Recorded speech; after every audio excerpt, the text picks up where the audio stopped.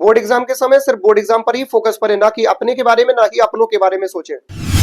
किसी प्रकार का कोई डिजिटल इक्विपमेंट आपके पास नहीं होना चाहिए।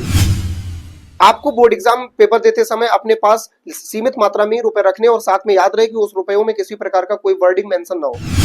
बोर्ड एग्जाम के समय आप अपने सीट पे और अपने सीट के आसपास ध्यान से देखते रहे कि किसी प्रकार का कोई अनर्गल कागज किसी दूसरे स्टूडेंट के द्वारा तो नहीं फेंका गया।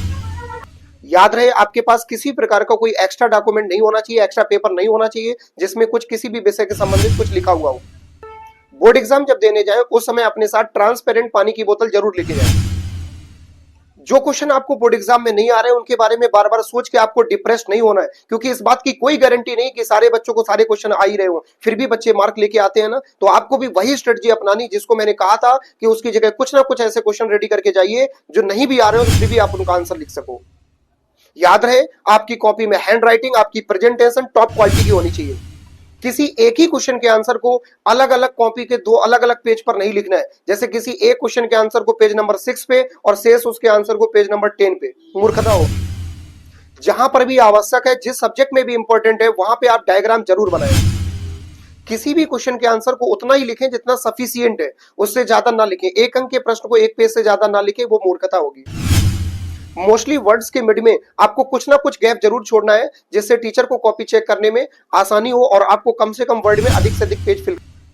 कॉपी के लेफ्ट साइड के पार्ट में कुछ ना कुछ स्पेस छोड़ें, स्केल से एक लाइन करें जिससे आपको कम से कम वर्ड का यूज करना पड़े। प्रत्येक उत्तर के मिड में कम से कम 3 लाइनों का गैप करें, यानी नए प्रश्न की शुरुआत, नए आंसर की शुरुआत आपको नए पेज से ही करनी। इस बात को अपने माइंड में बैठा लेना है। प्रत्येक सेक्शन के सारे प्रश्न एक साथ लिखें। जिस प्रश्न का उत्तर बिल्कुल एक्यूरेट तरीके से आपको आता है उसको आप सबसे पहले लिखने का कोशिश करें।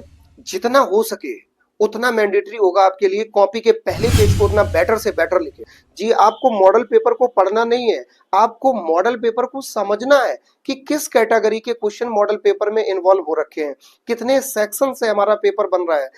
3 section, section A, section B, section C, section D. अगर 4 सेक्शन है, इस चीज को आपको पढ़ना था। सेक्शन ए के क्वेश्चन कितने मार्क्स के और किस कैटेगरी के, ये आपको रीड करना है। सेक्शन बी के क्वेश्चन कितने मार्क्स के और किस कैटेगरी के, ये आपको रीड करना है। सेक्शन सी के क्वेश्चन किस कैटेगरी के और कितने मार्क्स के, ये रीड करना है। सेक्शन डी के क्वेश्चन किस कैटेगरी के और कितने मार्क्स के, ये रीड करना है। इसको हम लोग कहते हैं स्ट्रेटजी बनाना।